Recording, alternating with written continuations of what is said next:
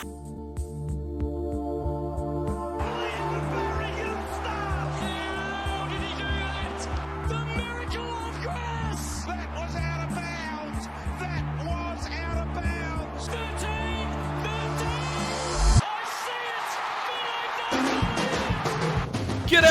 community, and welcome to the Jock Reynolds Supercoach podcast. Thank you to Telebeats for the intro that you're listening to right now. I am Lekdog. I've switched up the intro slightly, and I'm joined by, I guess now it's official canon, my second love of my life, Patch. You've come crawling back, Lekdog. You have come crawling back. It hurt hearing you say nice things about someone else on this podcast last week. It cut me real deep. And I don't want to make a habit of doing it, but neither do I. I don't want you to make a habit of doing it either. I don't think I could cope. But I'm back. I'm here to put you back into line. But it is wonderful to see you. Oh, it's fantastic to see you too, Patchy. I'm always happy to talk Supercoach with my number one man and community. It's a pleasure to have you on board. Of course, if you are listening to this, make sure you go and get your questions in for the Mailbag podcast, which gets recorded on a Tuesday or a Wednesday. Either way, if you're listening, go and get your questions in for that podcast. Clarkey and Damo are joined by another guest this week, and they will answer all of your Supercoach questions. We've got Around the Grounds. We've got the Panic Room. We've got... What else have we got? We've got everything. We've got a live Panic Room. If you've been living under a rock, we go live on the official Supercoach Facebook page and the Jock Reynolds Facebook page each Friday from 6 o'clock. It'll be... Last week, it was the two of us with the Phantom. The week before that, it was Azza, Clarkey, and Damo with Tim Mitchell. We like to switch it up a little bit. Make sure you get around it, get your questions in, come and panic with us live in real time. It's a grand old time. Yep, and we've of course got the cheat sheet, our number one driving social media content every single week. Probably because it's one of the only pieces of social media content we put out. But hey, it is our number one performer. But let's talk about number one performers, Patch. Clayton Bloody Oliver. I'm putting him straight at the top of the agenda.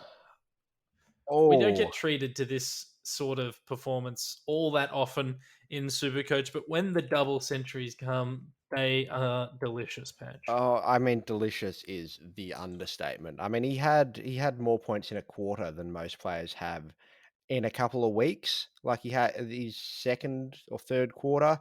Can't remember which one it was. I was just overloaded and just overwhelmed by just every possession he had, and there were a lot of them. He scored 100 and something points in a quarter. He just was everywhere, was contested, was marking it, was kicking goals. My God, he loves the Adelaide Oval. Back-to-back double tons against Adelaide, or is it his last two games against Adelaide that he's done that? I believe so. I think... Let's fact check that while we're talking about this. Here's the thing. I'm going to call him a beautiful man, Patch. And that's how good he is at football and Supercoach, is that I can look past the obvious failings that the man has from a visual perspective. I mean, like, we're obviously two beautiful people. We can't relate to the normos, but he's definitely one of those. But such is his performance in Supercoach that I say he's a beautiful man. He's absolutely a beautiful man. And could we see in 2 years' time the two best players in Supercoach both being redheads in Clayton Oliver and Matt Rowell? Could that be the way of the future? What happens if Riley O'Brien gets good? Are we ready to live in that world? I mean, there's certainly potential, and you're right. It was back-to-back 200s against Adelaide. Look, there's potential. We're going to have a whole squad of redheads dominating the Supercoach. I used to do a redhead team every year. He's an ex-Bradman peeling off double hundreds at the Adelaide Oval. Is he a ranger or is he just really pale? I've never been able to... Is there a difference? Button him down. Is there a difference? Not really. Anyway. Not really. He's definitely albino-ish. What we know for certain, he's very bloody good at football. And if you don't have him, what do? Like, you're 204 points behind the 8 ball now. Like, Yeah, I mean, he's the number one Supercoach player this year. We thought that Jack McRae might be that man, and Jack McRae, look, don't get me wrong, Jack McRae is quite close, quite hot on the heels. In fact, he's only 3 points behind. Brody Grundy only 1 point behind. But currently, Clayton Oliver, the number one man, and at $552,900, his price is going up. Patch, rolling, he's going to have that 205 in 204 in his rolling average for the next 3 weeks, and it's brought his break even down to 45. priced at Mate, 652K. if he pumps out his projected 131, he's going to go up $38,000, which puts him dangerously close to the lucrative 700K mark. Supercoach projections has him hitting 726K by round 12. I'm very hopeful he gets there. I love it when the player gets over the 700K mark. It's electrifying. It's electrifying. Gorn did it last year. It was incredible to watch. Would love to see Clary do it this year. Oh, it's going to be big. And I mean, I'll mention Gorn because I touched on McRae and Grundy only being 3 points behind. Gorn is also only 3 points behind, also on 1,263 points, tied with Jack McRae. So, like, he's still up there. He's still up there. But he's going the other way in terms of price. He's going the other way. He's already dropped 132K this year. And I guess, he just thought, I'll give some points to Clayton this year, and we're on our way. Sharing the love. It's a good captain move. God, he's a legend, Max. What a leader. What a leader. What a beard. His beard. Imagine if Clary could grow a beard. I would do things. Let's not. I would do. Imagine if Clary wore sleeves every game. That might be getting a little too X-rated. This is getting it suddenly steaming in here, Lekdog. Oh, wowie. Let's move on. I thought we were going to save the up late video. Hey, we're doing it live on the pod. No, we need to save it. Let's get moving. Let's talk things that aren't Clayton Oliver, because we could be here literally all night or all morning or afternoon, depending on when you're listening to this podcast. We had some injuries over the weekend, including one that's hurt you rather nastily in Adam Treloar. Yeah, that's not one of my best trade-ins. The old Adam Treloar move. I put it out to Twitter. A couple of people said that I should do it, and I went with it. And so did AJ from the Supercoach Brains Trust. And we have been suffering together in silence since I traded him in. He has not cracked the ton, 97, 87, 83, and an injury-riddled 45. And the circle is complete because I only bought him in because I had money from trading out Caleb Daniel. May the circle of Supercoach complete itself! Oh, God. 6 to 8 weeks out with an ankle injury. Obviously have to trade him. Sam Taylor, not that anyone would really have him, 418K, has also done an ankle out for 8 weeks, 2 weeks after doing the spoil of the century, which was incredible if you didn't see it. Mitch Duncan concussed, and Holman suspended for 2 weeks for a perfectly legal tackle that got him holding the ball, but Holman is not relevant. Mitch Duncan is concussed for a week, 581K. You've got to hold. Oh yeah, you absolutely got to hold. Got to hold. I think we'll find that was a pretty legal tackle in the next couple of days. But yeah, got to hold him. Anthony Scott, break even now is 93. He had blurred vision, was it, during the game, and they just decided to, you should probably sit down and not run around if you can't see straight. Which I'm not a doctor, but that sounds like sound medical advice. You could say that he maybe he got a little a little salad dressing in his eye from the old Bevo salad. I guess you could say that. Moving right, he's someone you got to trade now. 581K, break even 93. I don't know if he comes. I don't know if he misses. Don't know what the injury prognosis is. We are recording too early in the week to know in full detail whether or not he'll be back. But he'll start losing cash. Best case scenario, he doesn't play this week. Best case scenario, we got too many rookies to cull. Correct.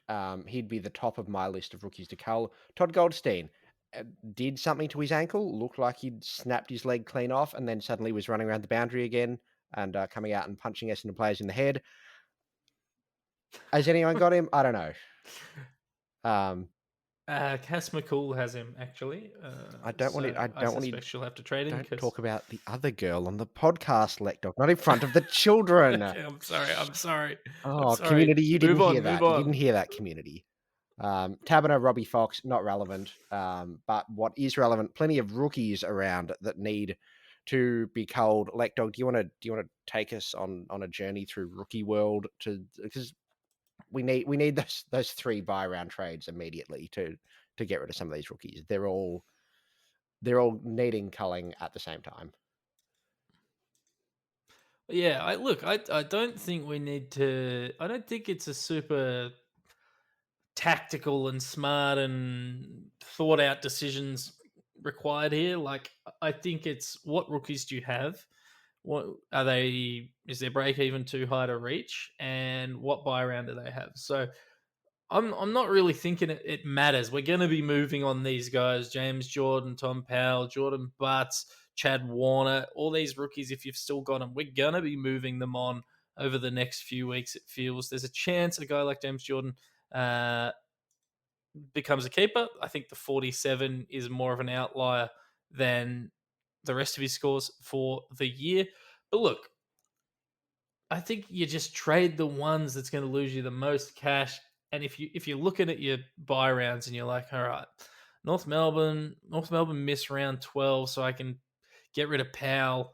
Now, I understand that, but I'm also looking at Powell going, hey, I've only got 6 players playing in round 13 and round 14. Maybe I just bite the bullet, lose a bit of cash on him and trade around him. Trade Jordan, trade Warner, trade Butts, trade these other guys, trade any of the Essendon rookies before I trade him. So look, it's personal preference. It's how your team's structured. My team was structured around having trading in and holding as many players that had the round 12 bye. Powell is one of those. I plan on holding him for a few more weeks still.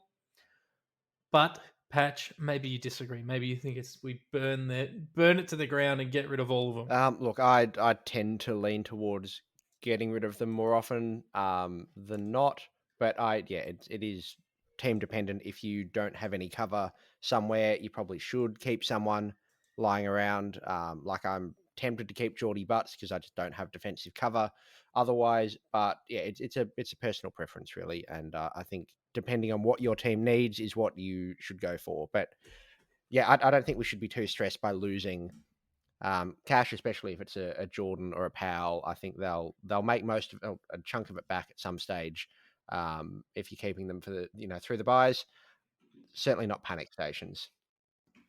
Yeah, I think the one thing to consider is what you're going to do with them. If you that's obvious. That's the most obvious thing I've ever said. But what I mean is, let me elaborate, Patch, before you chastise me. I would never.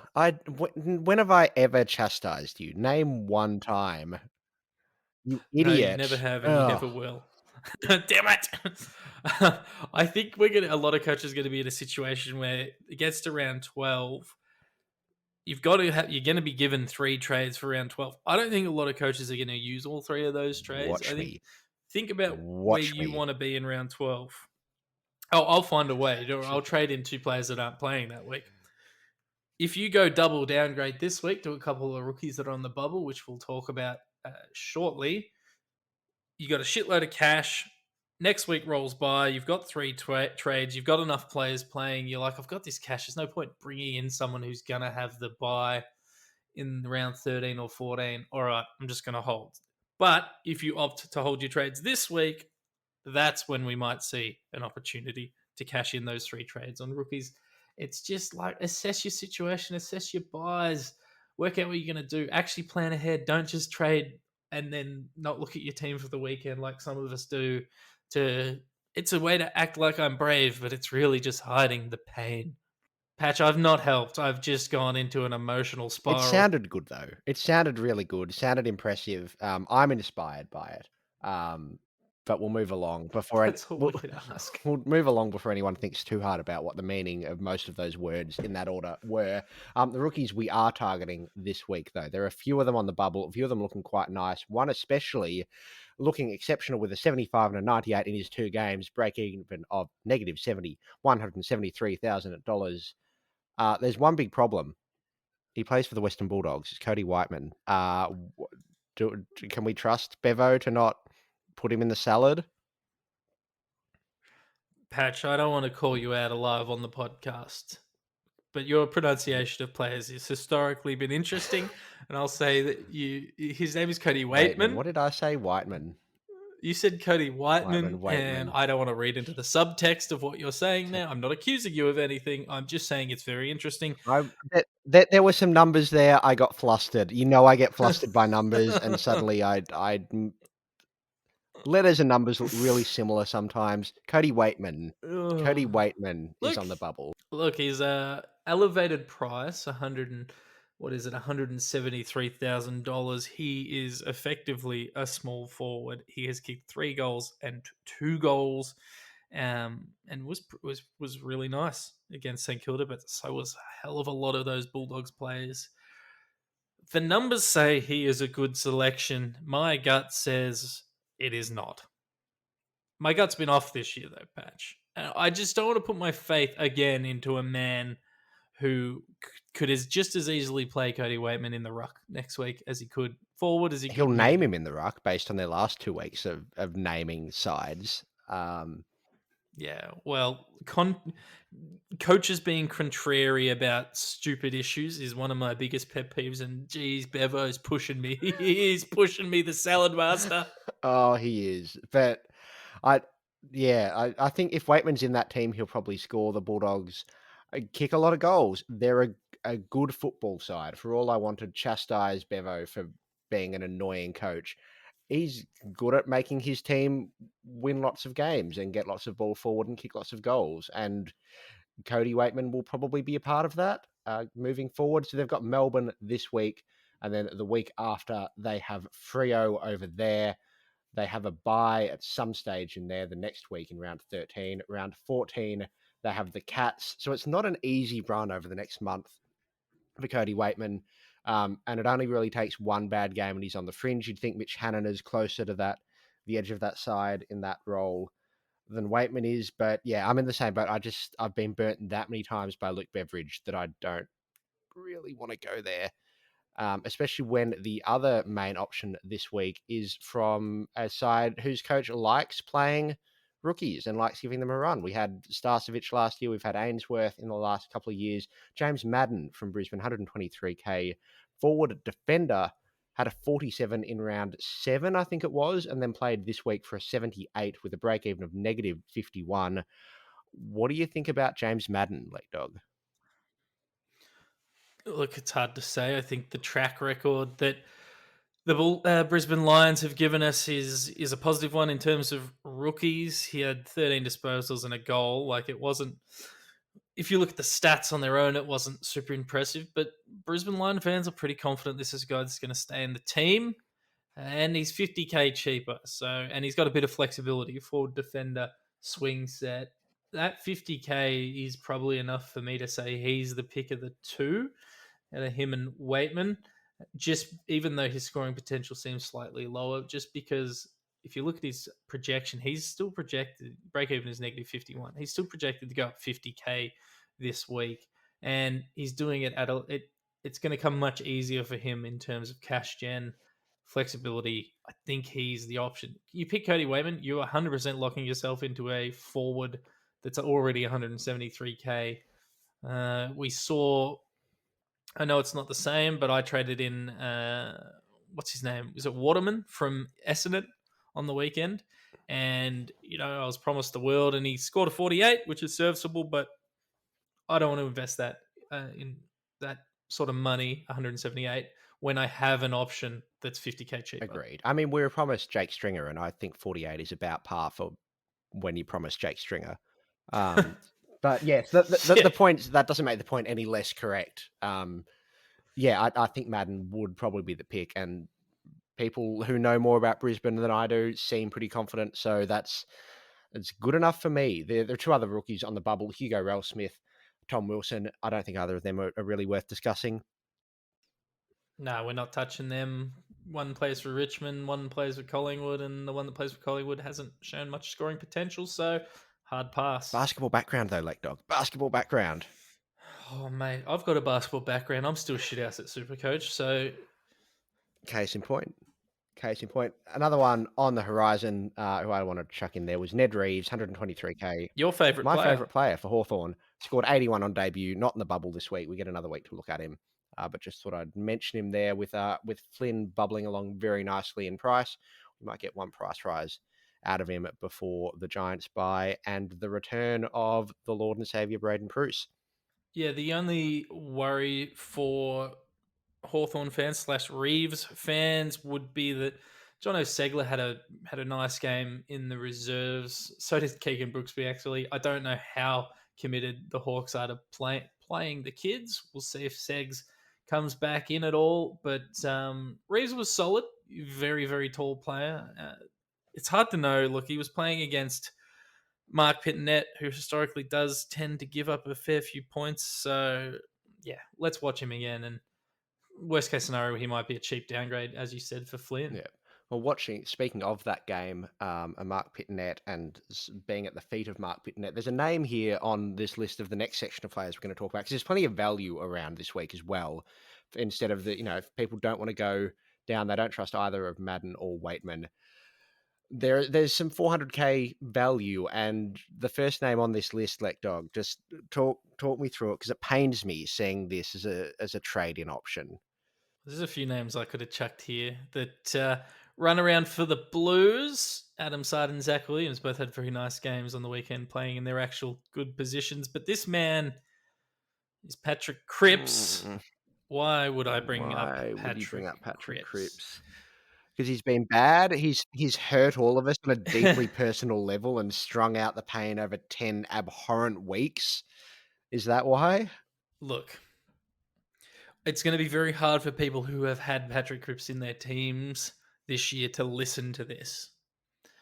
But I'm going to present to you a player. His name is not Patrick Cripps. His name is Patrick Cripps. And he is 105 grand cheaper than he was at the start of the year. He's $418,000. His last two games are 94 and a 95.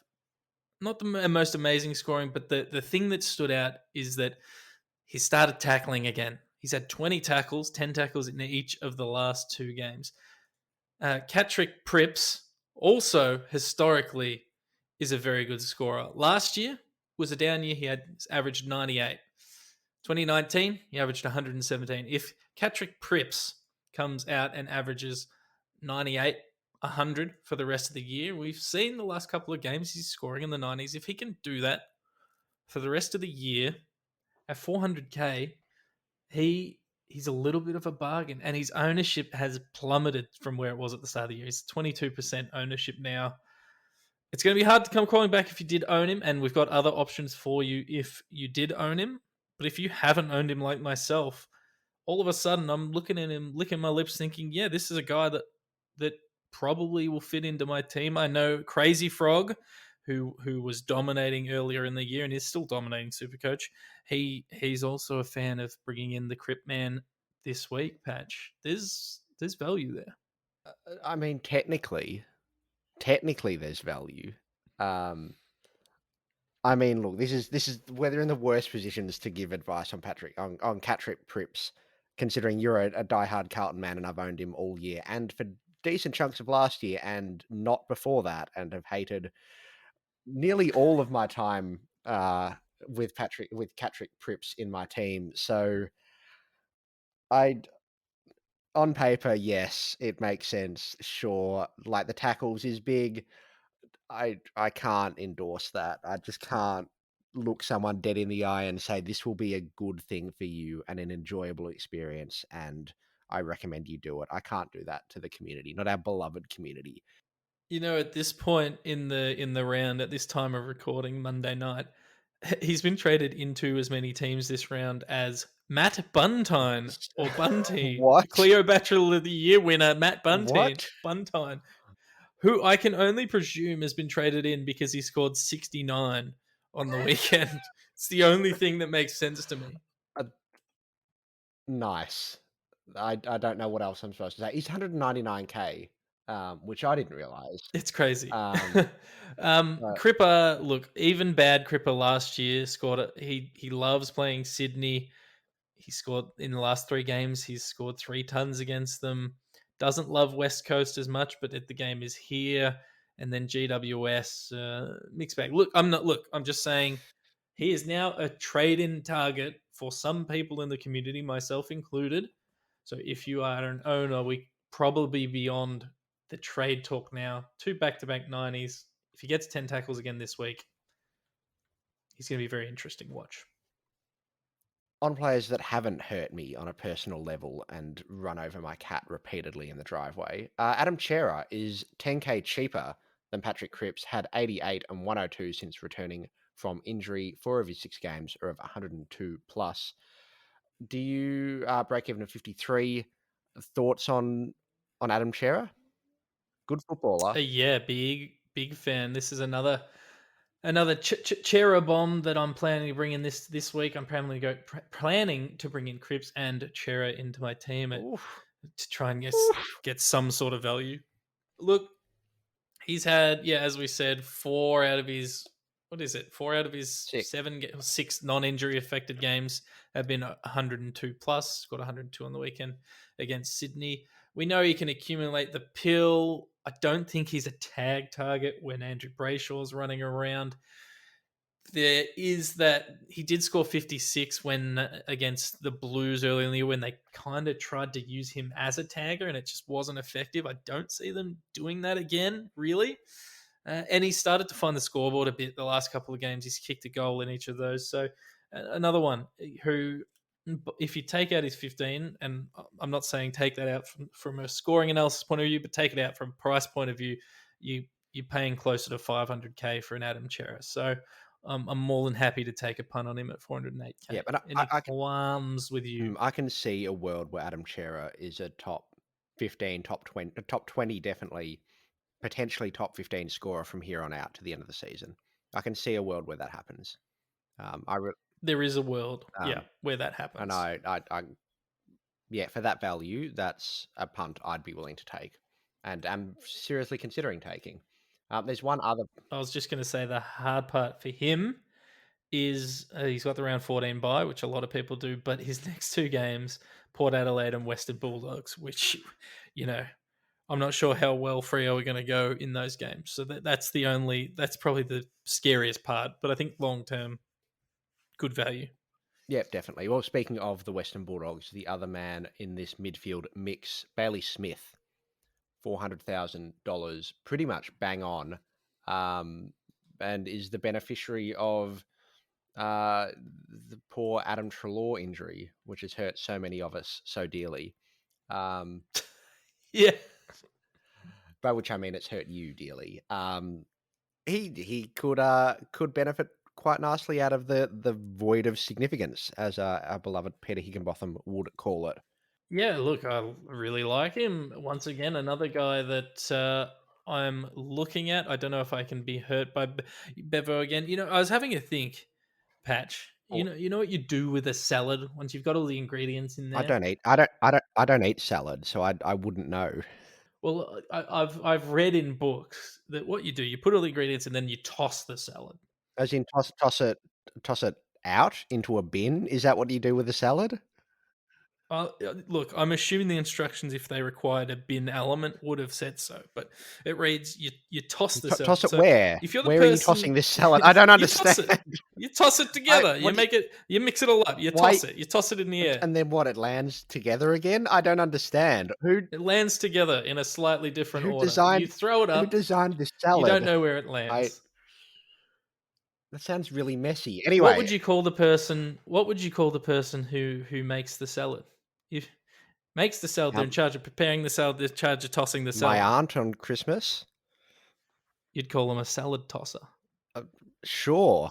And you know who's in charge of the Western Bulldogs salad? Bevo.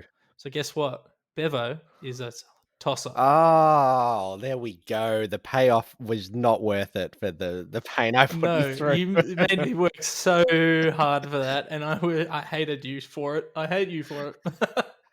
Oh yeah, I should have just should have just let you make the joke. Anyway, I was really trying to get you to let me. Round 13 bye. Baz Lenker loves the midfield. Treloar saw his CBA's jump. Smarter people than us have done analysis on that. check him out on Twitter. We'll be retweeting him, I'm sure. Is he someone that you're interested Oh, in? absolutely. I mean, we saw him last year go absolutely nuts at certain stages. Whether or not he's now developing the point where he can be consistent enough to do that for a full season remains to be seen. But at 400k, he's the sort of player you'd take a punt on doing that with, um, simply because I mean he's in a very good midfield. He'll have time in that midfield. They rate him really highly. He's also got a really good mullet. Oh, he's got a great mullet. Which I mean, we've seen Caleb Poulter has a great mullet, Lachie Jones, great mullet. They've been good Supercoach options this year. There's a trend there. That's how maths people? I believe that is a maths term, yes. Um, but yeah, no, I think he's a good option. Averaging 92 last year, and had some really good games and really good signs. A bunch of tons, 1, 2, 3, 4, 5, 6, 7, 8, 9 tons in that season. That's a lot of tons in a 17-game year. It's a reasonable ton rate. Um, It's above It 50%. is. I'd back him to improve that. Still only got 50 games in him. He's getting close to that breakout zone. And beast calculator. I wonder what. Yeah, the base calculator liked him. It liked him. I don't think it loved him. I think the thing about these sort of guys, which we talked about at the start of the year, we weren't looking at these guys. We're like, why would you look at a Bailey Smith if he's in a midfield option? The midfield's so deep. Now we're in a season where we're all so desperate just to field a side that this guy presents some serious value and willing to take on the risk that maybe he doesn't break out, but maybe if he can replicate some of last year's form, maybe that's Yeah, enough. and I feel like he's the safer option of the three as well. I just think we've seen that quality there before. We know what he can produce. He'll average that 95 pretty comfortably, and anything above that is a bonus. And for 400k, you take that. Well, you've got another man on this list, Patch, who's cheaper than 400k. Yes, he's a forward too, so he's in a position where that value is even greater because if he averages 95 this year, that's top three, that's top one based on how it's been going. I don't know. It's good at any rate. The problem is this person is Isaac Heeney, and he terrifies me. Absolutely terrifies me. So he 387k, should. break even of 11. This is as cheap as he will get until he injures himself midway through the first quarter in round 14 and scores a 21 and then drops in price again when he comes back in round 18. Obvious upside, has averaged 100 before, is very good at football, very injury prone, extremely injury prone, and that's the risk you've got to take. I don't have any more insightful analysis than that. If you think he can get through most of the season, go for it. If you know that if you bring him in, you won't be able to trade him back out when the time comes that he injures himself, probably not a good idea. I don't have too much more to add than that. Do you have any more insight, Lekdog? I think he's a better option than Levi Casbolt. Why you gotta just gotta do me dirty like that again? But yes, he is. I think that should be our benchmark, honestly. At this point, we've got 12 weeks left. Will you regret trading Isaac Heaney more in round 10 than trading Levi Casbolt in round 17? And I think even if he only played one game, you still wouldn't regret it No, more. no, So take the go punt. for it. I mean, that's his.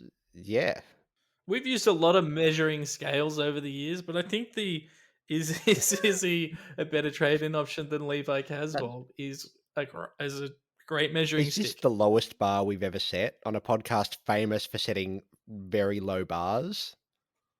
It might be. It might be the lowest.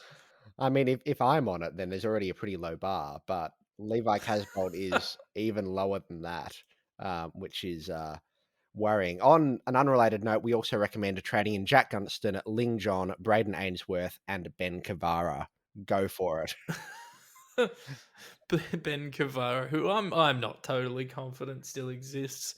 I feel like one of the many midfield forwards would have absorbed him by now at the Bulldogs. I mean, it's so easy to do when they're all in tanks at night. If you put two of them in the same tank, then you're down a player, which is probably how they managed the list culling last year. Yeah, that's how they circumvent the salary cap because it's if your players do merge together in a cryostasis chamber, you only have to pay them the higher of the two contracts. It's actually what Collingwood should have done last year when they cooked the books. Exactly. Just merge Treloar with Mason Cox and create some sort of monstrosity. Could you imagine could you imagine the kicking ability of that merger of Adam Treloar and Mason Cox? Man, can you imagine how beautiful that giant freak would be? No, no, I cannot. Let's move on. Let's move on. Michael Walters, Patch. Mm. We don't have to spend here long on here, but it's no surprise that they Fremantle Dockers won on the weekend, and he had a decent game. He's $375,000. He's 156K cheaper than he was at the start of the year. Damo at the start of the year talked to the community out of picking him because he said he's only going to play as a forward. He's effectively done that, but on the weekend he did score a 98. He's only averaging 69 for the year. Nice. But I'm just putting him out there because I know how desperate we are to look at forward options. Yeah, I mean, he's in the Heeney boat where he's probably going to get injured. At some stage, he will probably miss games here or there. Very good footballer. Just not sure if there's space for him in that midfield to get the touches we'd want for him to average that 90 that we'd need to see. Um, No, I don't think the role's there. no, I think you're right. I think they've clearly crammed in the forward. Taberner's gone down. They need some goal yeah, kicking. he's I think they're cramming. and in a close game, those they'll throw him in the midfield, a la Jake Stringer, but slightly better at football, and he'll score points in those close games. But I'm just not sure that we'll see it often enough to bring him in. Let's move on from him. Still side bottom. He look $481,700. Break even is 97. In the last 6 weeks, his lowest score has been 85, and then pretty much it's been 90, like 90s. I think there's 1 ton in there, but he's been scoring 90s, and I know it's not the most exciting thing in the world, and he's not playing the most amazing football in the world either. I don't actually love watching. Well, I hate watching Collingwood, but I don't love watching him this season. But from a super coach perspective, is what is this? It's the boring safe option, which this year I endorse because oh boy, have all the other options been terrible, to put them mildly. Round 14 Yeah, bye, which is a bit of a pain, but I mean he's probably going to do this for the rest of the season. They'll have his role set. You know, he's touch wood. He's been reasonably durable when he doesn't walk through the wrong door at Daniel Wells's house. So I yeah, I don't see anything wrong with bringing him in. 481K, it's not a bargain. It's cheaper than you'd no, expect. It's about what you'd expect. Um, he'd be the just about the only forward sub 500K that I'd be super confident in recommending this yeah, week. Dustin Martin, if you haven't I got him, would be just the only other one. Yeah, and that's just kind of because everyone else has him. I mean, Aaron Hall turned up again, but I No, mean, there's a few guys, all right? But this is the one that I would feel comfortable with yeah, recommending, and it doesn't excite me no. at all. There's almost a Corey Enright vibe to bringing him in. Yeah, you kind of know what you're going to get. You're going to get 85 to 105, and it's probably going to be Yeah, 95. it's the old standard deviation. There's not much exciting about it, but honestly, we could do with a bit less excitement in our lives this year from a super coach and arguably a football perspective as well.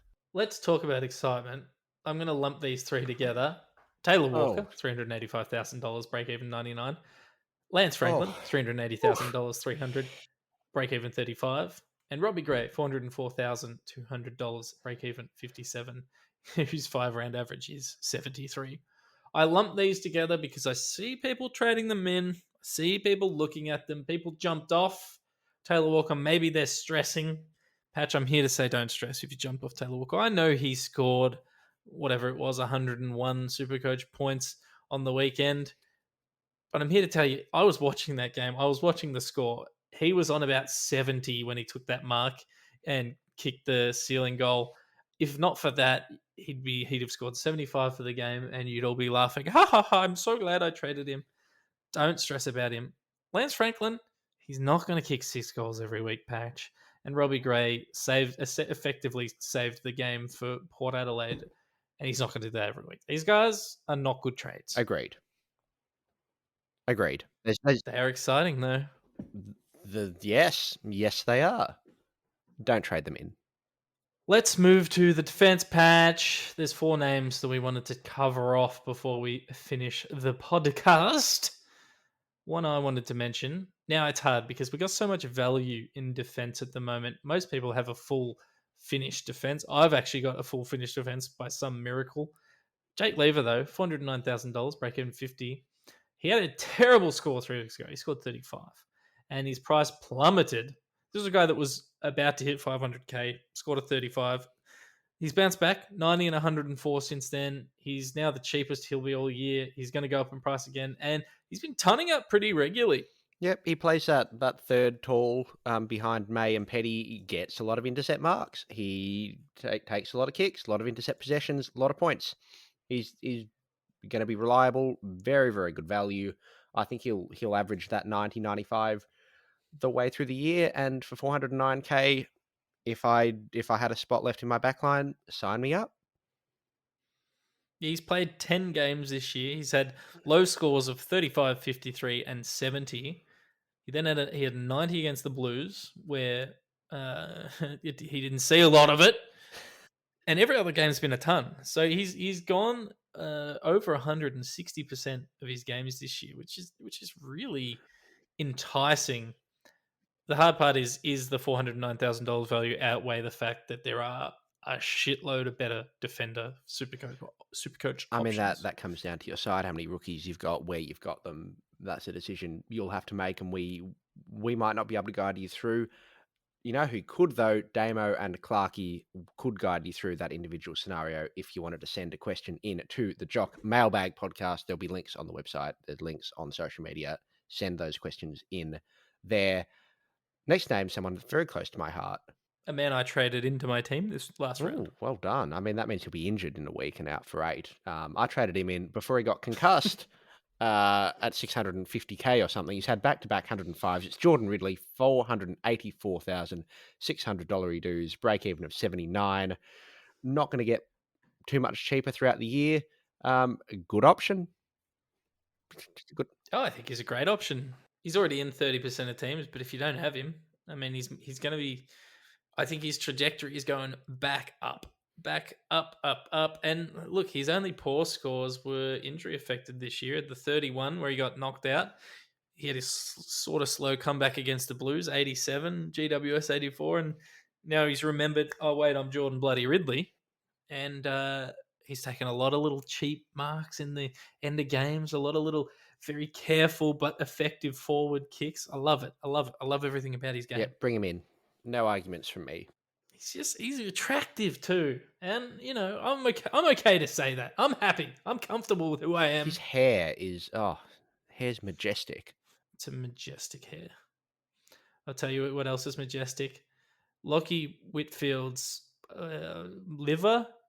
Did he have a liver problem? Was that what he was struggling with? Spleen, maybe? Spleen. It's all the same. It's all gross. It's just the gut, just the gut area.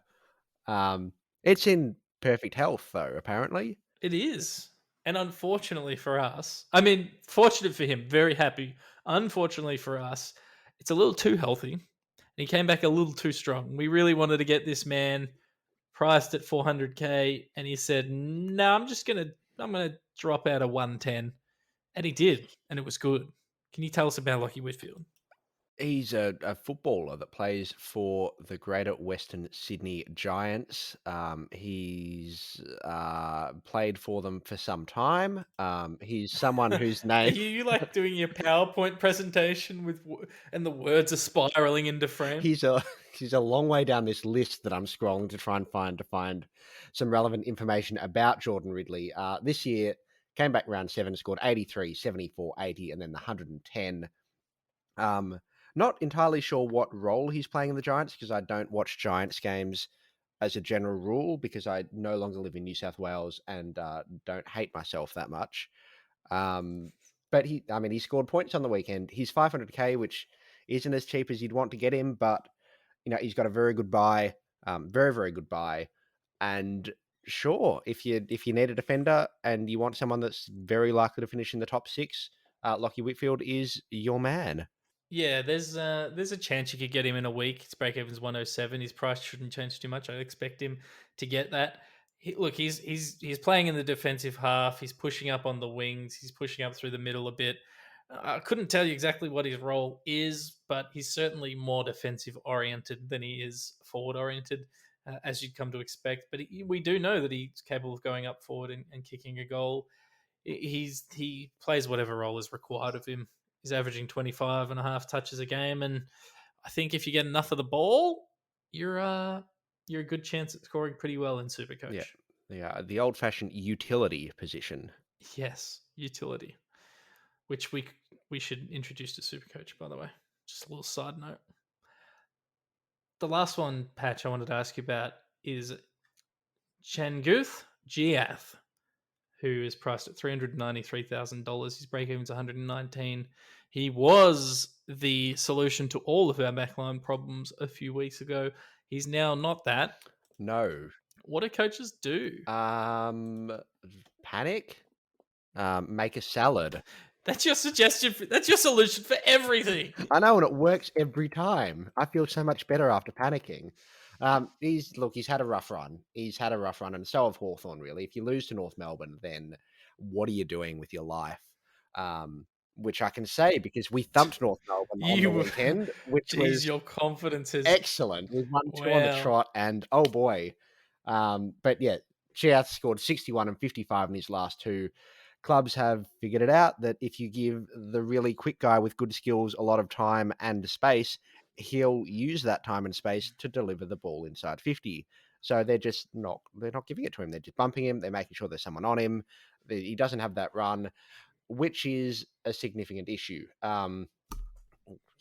Playing against Gold Coast, Sydney, Essendon, and the Giants in the next couple, so might have a bit more of that run, but I can understand why he'd jump off. I'd probably hold him through the buys. He's not going to, he'll bleed a bit more cash, but I think the warm body, unless you've got a lot of trades, I think the warm body will do you better. You hold him, you get rid of him last or second last if you've got Patrick Cripps because you're getting rid of Patrick Cripps last. Yeah, I think you should hold, but that's very easy for me to say as someone who doesn't have him in their side and isn't watching 60s and 50s just kind of dribble in. Yeah, it's disappointing. He's had 2 good scores, a 99 and a 101 in his last 6 games. Last 5 games. But since that, back to back, a ton, when everyone jumped on, he's not been super exciting. If you jumped on early, I can justify trading. If you jumped on late, I would hold him through the buys, see if he can squeeze out another ton or 2 for you. He's got a higher scoring profile than a rookie. So if you can carry him through the buys, I think he's going to get on field over your rookies. But yeah, it's a tough one. It is a tough one. Agreed. And speaking of players on the buys, we were going to talk about this at the top of the show, and then we both forgot. Are we targeting guys who have the buys in a few weeks? We'll just make this pretty brief. But are you targeting players that will have the buy in 2 weeks, despite knowing you'll only get the 1 score, and then they'll have a week off, and then they'll play through the buys? Or are you going to wait until after their buy? You're going to try and hold trading for a few weeks, and then bring them all in, bang, bang, bang, the second they're all back and playing? Yeah, there's a few things you can do. You can use your trades, as we talked about before, to maximize your cash gen, trade in a couple of rookies that are on the bubble. You could double downgrade. For me, I'm looking at value rather than anything else. So if I'm going to trade in Cerra and Cripps this week, it actually goes against the original buy planning I had. They just present good value to me. I don't think there's an issue. In fact, I would encourage people to trade in someone with the round 12 buy. And when I say encourage, I mean if they present value this week and they have the round 12 buy, don't not trade them in, because we're going to need cover in round 13 and 14. Most people's teams are heavily stacked towards those 2 rounds or one of those 2 rounds. Don't let it influence you. Now, looking further ahead to a round 13 or a round 14 guy, unless they present super value, I'm probably avoiding them. I'm not paying full price for someone who has the buy Well, actually, I'm not playing full price for anyone who has anyone at all No, in the next 3 ever. weeks because they have their buys. But if they have value, that supersedes the buy round for me. There we go. Wonderful. What about you, Patch? Yeah, no, I'm in the same boat. I think that, yeah, I don't think you shouldn't trade people in because they've got to buy in 2 weeks. But again, it's this year especially all about value because the rookies are struggling. We're struggling. Our trade numbers are struggling. And you just kind of got to do what you can and fix it on the fly. And if that involves bringing in Patrick Cripps, then sure, that sounds like you're fixing it. Yeah, yeah, yes. That makes me Bring happy. in the value. And then if you're not bringing in value, if you want to bring in your Tom Mitchells, your Travis Boaks, I'd be paying for them instead of paying for someone that's got a buy after that, such as a Clayton Oliver or someone of that ilk. All right, Patch, we're going to do the final segment as we wrap things up, as we approach the hour mark or thereabouts. For the keen listeners who have stuck around, Patch, I'm introducing a new Oh, segment. That segment's called Sleeve dun Watch. dun dun. If you are out there listening and you want to submit an opener to Sleevewatch, I'd love to have it. Someone who's talented. You don't even have to be talented, just someone who's less lazy than me. If they want to put together an opener for Sleevewatch, please, please do so. Patch, we're going to look at the best sleeve performance, or the most, not necessarily the best, the most influential sleeve performance of the week. I'm going to keep putting call outs for Sleevewatch. People, if you're listening, you need to respond. You need to tag every single player who's wearing sleeves of a weekend and let us know so we can watch them. This week, Patch, it's the Sleeve Watch winner. I guess they're a winner. What do they win, Patch, on Sleeve Watch? What do you reckon? Oh, what a new pair of socks, do you reckon? So they can pull the socks up to go with the sleeves. We've had this discussion a little bit recently, as to whether or not you value socks up. Sleeves down, Yeah, socks sleeves up. down, socks up.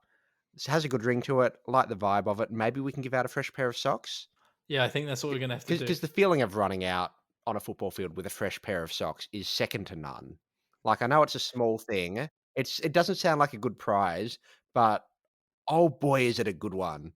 Oh, it feels good. And if you can cover as much flesh as humanly possible while you're playing football, that says to me that you're a man's man. That maybe you're a little insecure and you're willing to hide it. And that to me signifies a greater strength than any strength there is. But also, you're not afraid to be different with sleeves. You're not afraid to No. stand out and say, "Hey, this is who I am. I'm more comfortable in sleeves. I'm not going to let peer pressure dictate that I don't wear sleeves. I'm not going to let some, shorts wearing Hawthorn Premiership winning coachy dude tell me what to do. I'm not going to be pushed around like that." No, I'm a sleeves wearing. I'm proud of it, baby. Exactly. Get the pride out for sleeves. Anyway, Ed Langdon, Sleeve Watch this This week. week's Sleeve Watch winner Winner of the new is Ed winner Langdon. of the new pair of socks. Come on down, Edward. He's priced at $504,100, breaking even at 87. Look, he was awesome. He was awesome in that Adelaide game, and he's been fantastic on the wing this year. He scored 103 Supercoach points from 27 touches, hit the scoreboard twice. He had 2 goals for the Melbourne Demons, and if they had won, he would have had a big part in it. They didn't win, but he still had a big part in that performance. I love him, mate. And we've been opening cards lately online, me and Baz, and they have put him in every single version of card possible, and he's in sleeves in every single one of them. Yes. He is an Australian hero. God bless. God bless Ed Langdon. And he is like he's not going to take them off on a warm day. He's committed to the sleeves and will wear them. He's a sleeved He's just man, and he's got the little headband as well yeah, going. he's not afraid to stand out and say, "This is who I am. I'm Ed Langdon. I'm wearing sleeves. I've got a headband. I'm proud of it." And good on him. We're proud of you, Ed. If you're out there listening. We're very proud of him. I'm sure there's a super fan out there who's cut up all his highlights from the weekend, and if you've done that, send it to us. We'll put it on the website. Ed Langdon, kudos to you, sir. You've had a very good year, averaging 100 for the year. Well done. # Sleevewatch winner for round 10, 2021. It's like the rising star. It's more exciting than the rising star. It's more important than the rising star. Exactly. Exactly. And it's far less controversial. It's very simple. Wear sleeves, play well. It's a winning combination. It is a winning combination. I wouldn't be surprised if when this segment catches on, we're going to start seeing sleeves on every single player in the AFL. Be the change you want to see in the world. That's what we're doing. Fremantle sold sleeves last week, sold out instantly. Instantly. Essendon are selling 3/4 length sleeves, which you can buy. Carlton Football Club, Puma. I've spoken to you both before. I've spoken to people at both organisations before about sleeves specifically. A lot of promises have been made and not a lot of promises have been delivered. We need to make them available to the public. It doesn't make sense that children can wear sleeves, but I can't. It's unfair. It's downright unfair.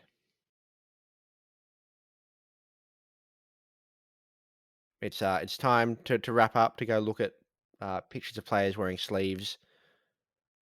It's been a pleasure, Lekdog. An absolute bloody pleasure. Oh, mate, it's always a pleasure speaking to you, Patch. So it's good to be back. It's good to be back.